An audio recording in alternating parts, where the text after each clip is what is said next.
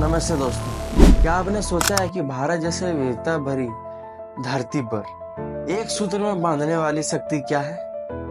यह शक्ति है भाषा, खासकर हिंदी।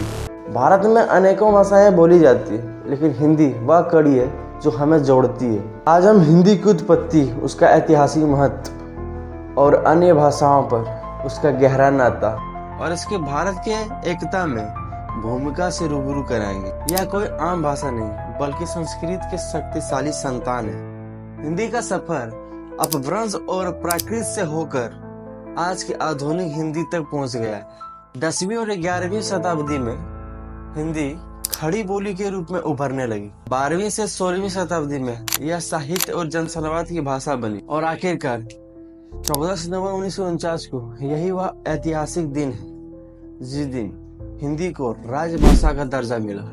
इसलिए हर साल 14 सितंबर को हिंदी दिवस के रूप में मनाया जाता है। क्या आप जानते हैं कि भारत में हर दूसरा आदमी हिंदी बोल सकता है? यह सिर्फ उत्तर भारत तक ही सीमित नहीं है, बल्कि महाराष्ट्र, पश्चिम बंगाल, दक्षिण भारत में भी लाखों लोग इसे बोलते हैं। सिनेमा, न्यूज, मीडिया और राजनीति में हिंदी का बहुत मजबूत पकड़ है।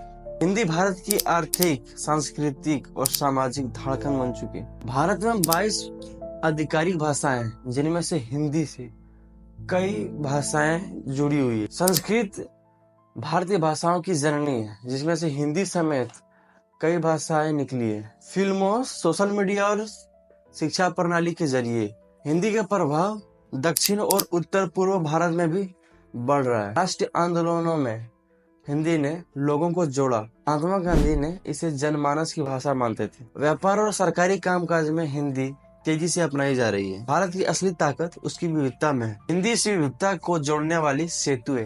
इसलिए हिंदी को थोपने की जरूरत नहीं है, बल्कि इसे प्राकृतिक रूप से अपनाने का प्रयास करना चाहिए। हर भारतीय भाषा हमारी धरोहर है, लेकिन हिंदी वह धागा है जो हमें एक राष्ट्र में पिरो कर रखता है।